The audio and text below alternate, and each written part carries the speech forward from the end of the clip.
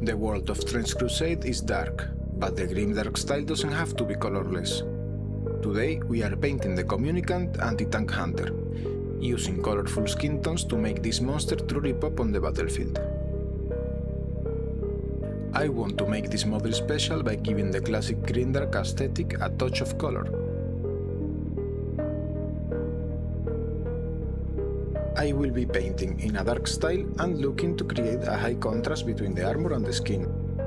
This will be achieved by using light and color variations to create an unique skin tone.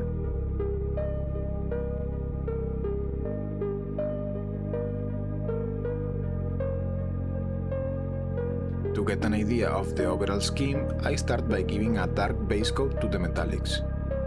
This allows me to visualize how the armor will look and contrast while painting the skin.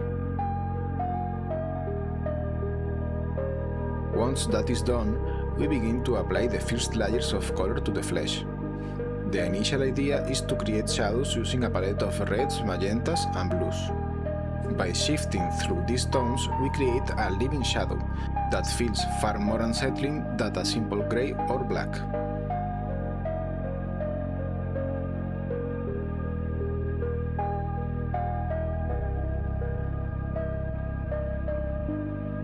I am trying to constantly shift between the blues, reds and magenta tones during this stage.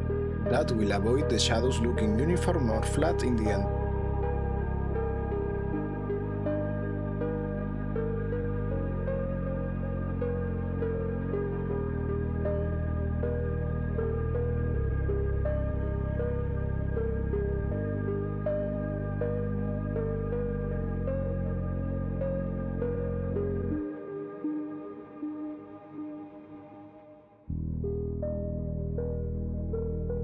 Once I am happy with the chromatic variations of the shadow, I begin to create the highlights. I do this by adding yellow and white to the mixtures already created. The goal is to generate a tonal gradation that moves from blue to green and finally into yellow and whites.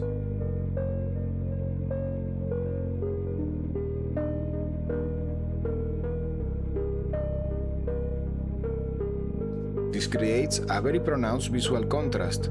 The difference between light and shadow won't just be about brightness, but also about a shift in color.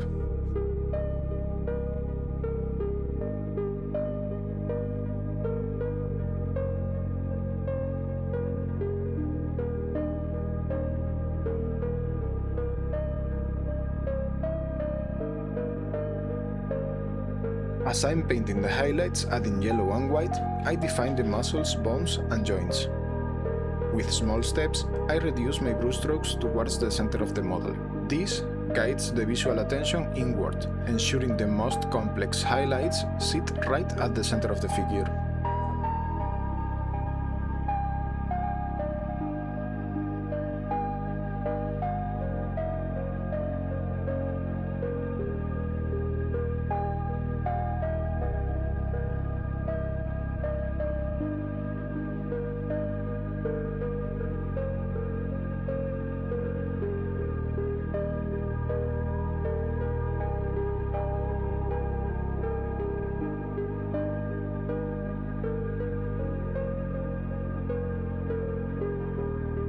With the general scheme established, I return to my washes to restore some of the deep shadows and chromatic values.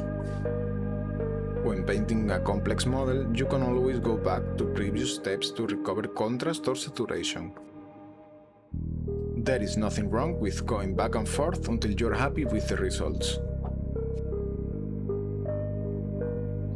Using glazes, I create a subtle color change across the arms of the miniature, especially focusing on the hands, since they are such a striking, aggressive element. I want to give them a different color. Pushing the reds and blues farther here will emphasize the bony, dangerous character of the figure's hands.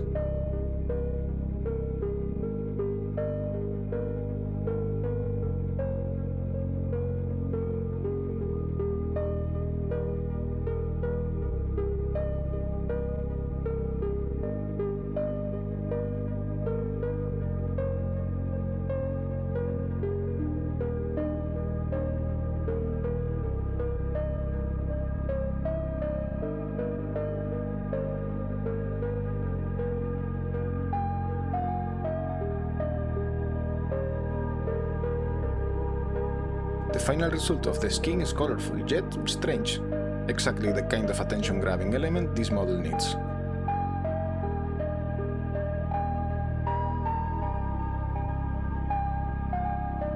For the metallics, I start with a base of AK gunmetal, followed by a mix of gold and copper for the details in the belt.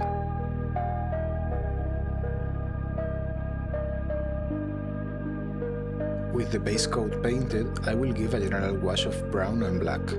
This will kill the metallic shine and give the immediate impression of an old metal.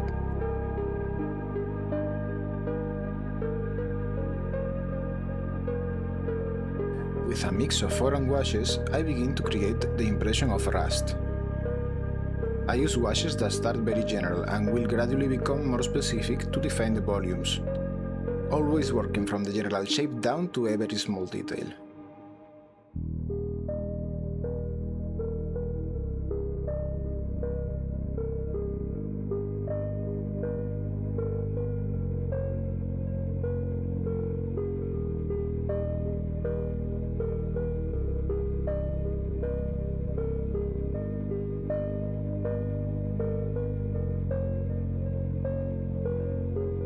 To make the corrosion look great, I will add neon orange into the mixes for a more saturated tone.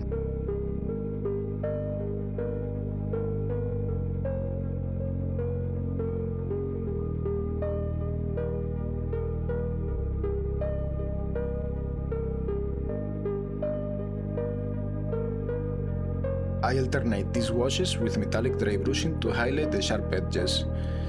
Seeing that the metal is becoming saturated with warm reddish oranges, I decide to use a cool color to contrast that prevalence. I introduce blue tones to the metal plates to continue our theme of adding chromatic interest to the Grimdark style.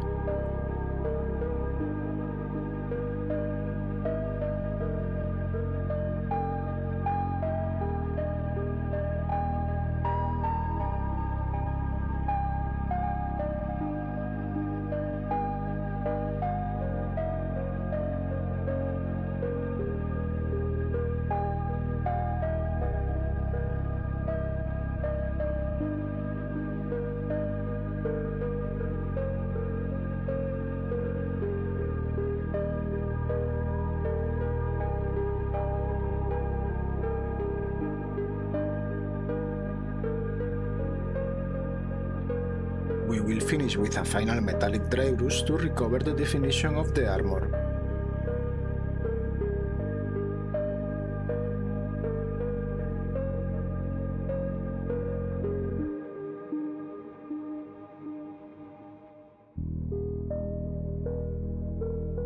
Now for the finishing details.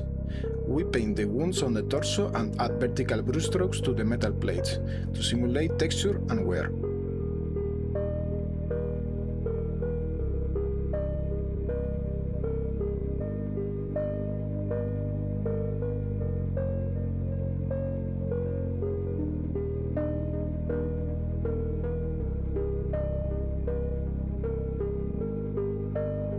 For the base, I am using a custom plinth I made on my 3D printer. We start by creating a higher platform for the figure using a bit of green stuff, followed by a layer of Vallejo earth texture.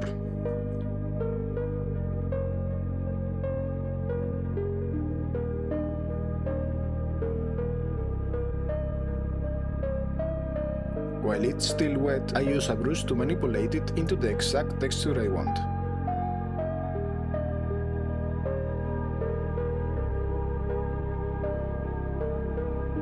Once dry, we prime the base and give it a heavy white dry brush. My vision for this base is a burnt, arid environment. Usually, bases start dark and get lighter, but to achieve this burnt effect, we are going to do the opposite.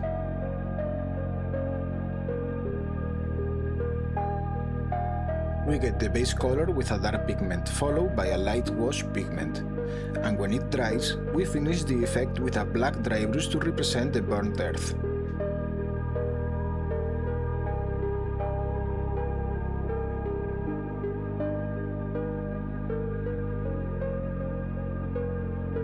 Finally, we add bushes, a skull and barbed wire to ground the model in a conflict zone. Then, we will return to our previous washes to blend these new elements into the environment, ensuring they don't distract from the main subject.